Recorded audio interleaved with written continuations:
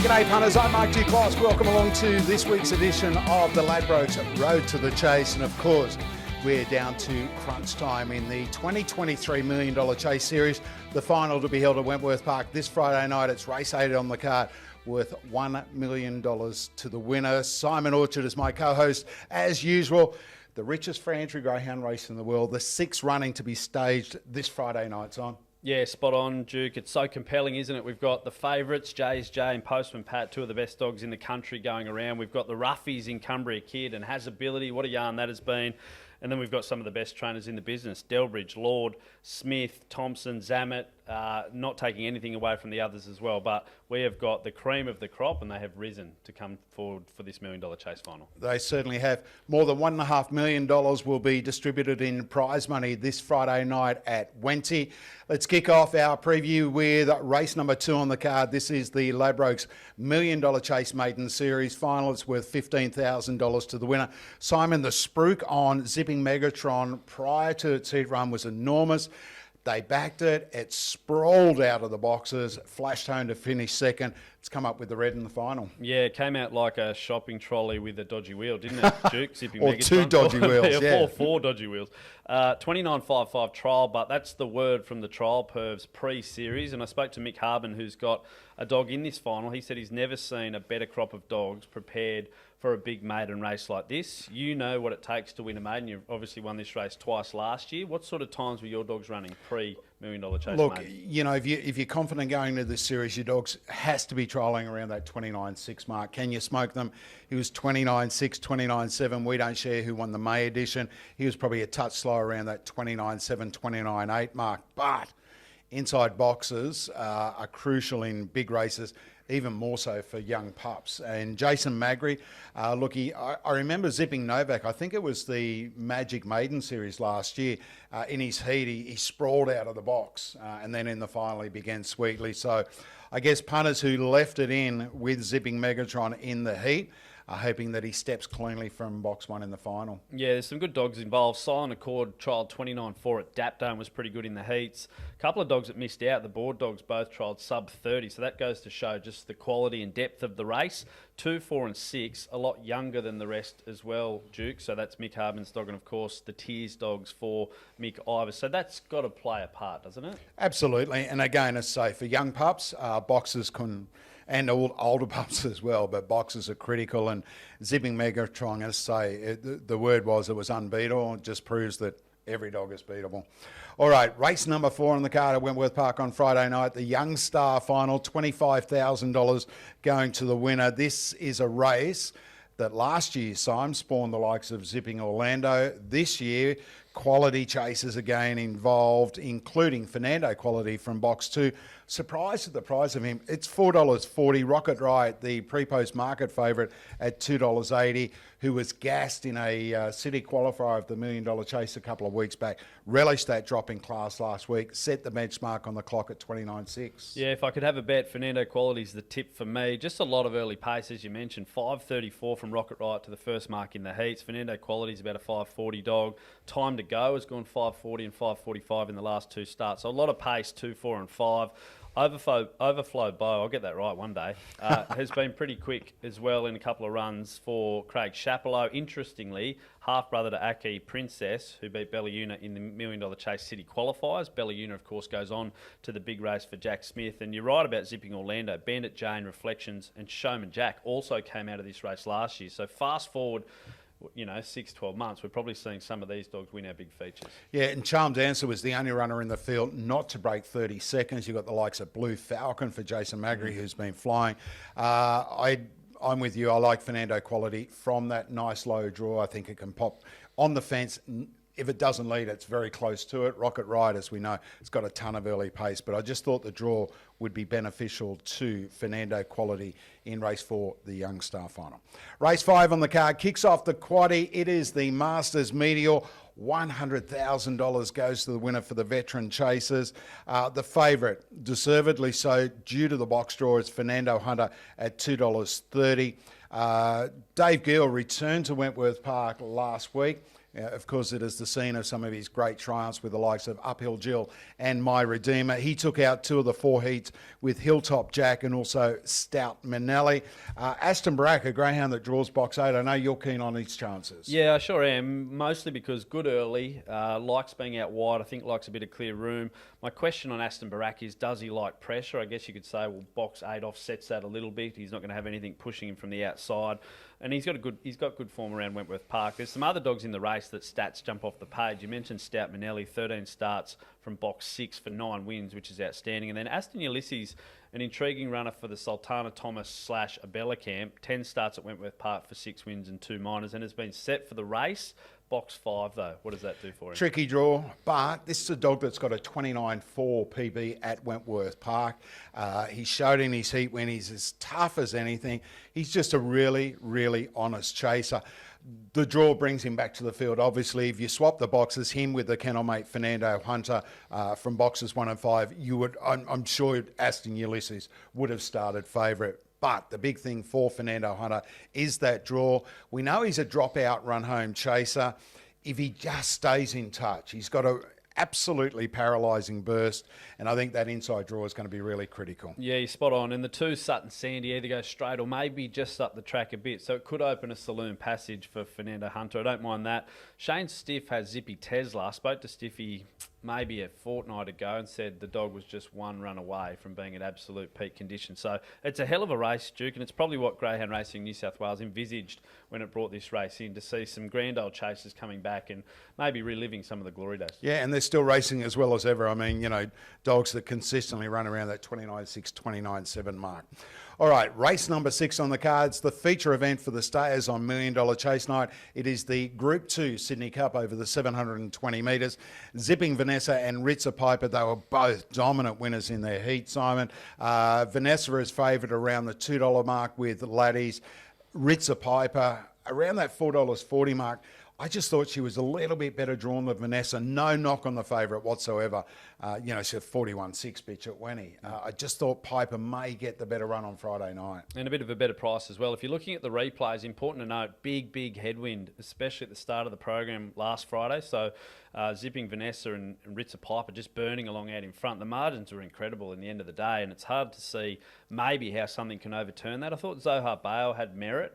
Hit the line pretty well from a good kennel, obviously, with Mark Delbridge, and has won 10 of its last 12. So I'd be going Zipping Vanessa with maybe a saver on Zohar Bale. But is it as simple as saying, well, the 2 favourites just jump on the arm and cut at each other for the entire race? If it was, we wouldn't be sitting here. We'd just be punting and we'd be living the life of luxury. Exactly. Look, yeah, I guess when you look at it on paper it is, but anything can happen. It's a race that's quite intriguing. When you think of greyhounds of the calibre of Zipping Kansas, a 41.4 run at Wentworth Park, albeit last year, and also Corborn Magic, and go back 6 months, Corborn Magic was arguably Australia's #1 stayer at that time. I know he hasn't won a Group 1 event, but these dogs are $15 and $16 in the market. So their form has obviously tapered off a little bit. Kansas won 2 starts back over the 500. Then he ran second in his heat. Corborn Magic, been a real head scratcher for our trainer Andy Lord. Again, if he finds his best, he's not. I don't think he's a 41.4, 41.5 dog, obviously, at this stage of his career. But he's $16 and he's good each way value. Yeah, I agree. Totally. Good price. Locked on Scotch, another one, 0.13 of a length off Palawa King. We know that's A-grade form. Corborn Magic, I remember talking to Paul Mills or Ray Dixon, one of the two, maybe back in that purple patch, and they said it's just a bit of a docile, lackadaisical dog who sometimes decides, all right, I'm going to go for it, and maybe we're just seeing a return to form potentially, and at a good price, you could do worse. Yeah, exactly right. But Zipping Vanessa and Ritza Piper will hold the call in race number 6 on the card, the Group 2 Sydney Cup. And of course, that leads us to the big one, the richest free entry greyhound race anywhere in the world. It is the Ladbrokes Million Dollar Chase final. $1 million goes to the eventual winner on Friday night. It's race 8 on the card. Simon, what a great race we've got. What about the upsets in the heats, in the semi-finals, I should say. I can't remember a night where 3 reserves won on a 10-race card at Wenty, let alone 3 reserves winning 3 feature race semis. There are punters out there that flock towards the reserves coming in, so maybe they made some money last week, probably more than likely catching the bus or walking home. Duke, look, for me, last week was all about a couple of dogs. I thought J, we saw a return. Well, not a return, but form from Queensland coming down to New South Wales, I reckon for the really first time, was just brilliant. I thought Postman Pat could have done anything halfway up the back straight, maybe just hit a flat spot around the final turn, but obviously can't underestimate it. And I know one that you like, which I've got in my numbers as well, One Hot Bandit. This thing is a beast. Oh, he is definitely the X factor. I spoke to Andy Lord prior to us recording this podcast today, Simon. He's very confident without being overconfident. He knows what he's got in his kennel. He's known that for a long while. He's been a spruik dog for, since before he started his career. I like him from the draw from box number 7. And he thinks he's got the potential to run 29.4, 29.45. He's already got 29.5 on the board there. He's a 10-time winner at the track. He's got that local experience, and he is a pup, as you say. He's a beast. He's run, he fell out of the box, struck trouble, and then just worked his way through the field and roared home. Again, from that draw, $8. $2.60 JSJ, $2.20 about Postman Pat, who has been the favourite for this series for a long while now.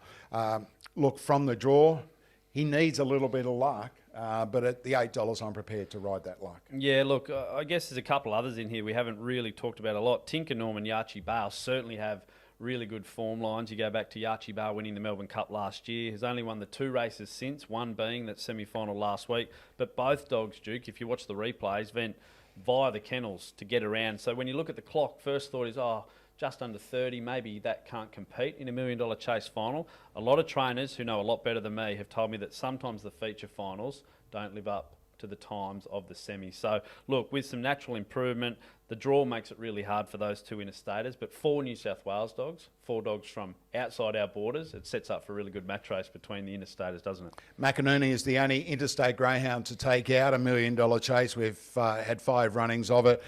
He took out the October 2022 version.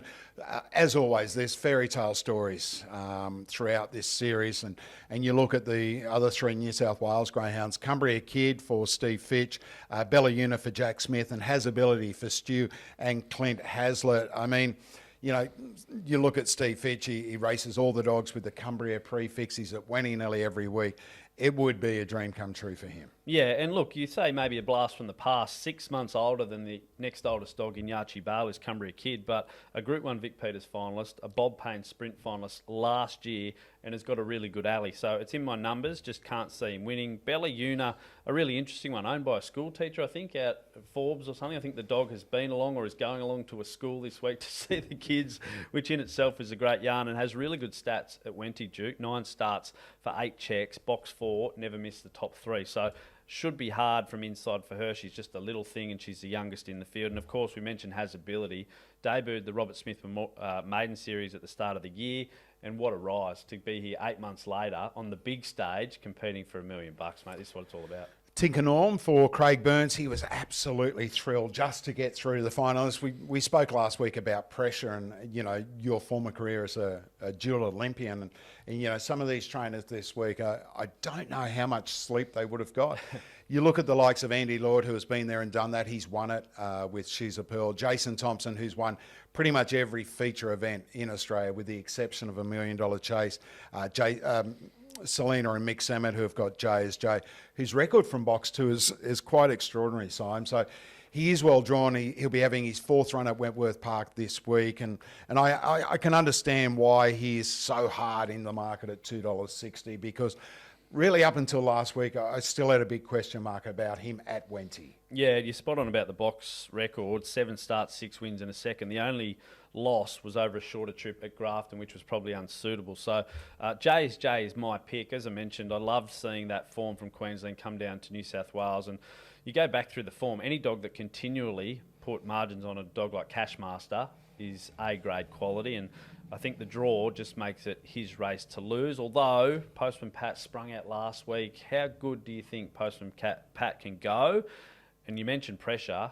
Pete Lagagioni looked like a very relieved man that this dog had got through to the big one. He was handling Postman Pat for trainer Jason Thompson. Look, we know he's a quality animal. We know he kicked off his career in New Zealand, so everyone in New Zealand, all the Kiwis will be cheering for Postman Pat in the $1 Million Chase final. Again, quality animal. I think he can beat Postman. I think he can beat JSJ in the run to the first turn. And if that's the case, I think JSJ will struggle to run a dog like Postman Pat down. And then, as I say, you look to outside greyhounds like One Hot Bandit. If he can stay in touch with them early, 29-4 run isn't out of the question. JSJ's already put that on the board.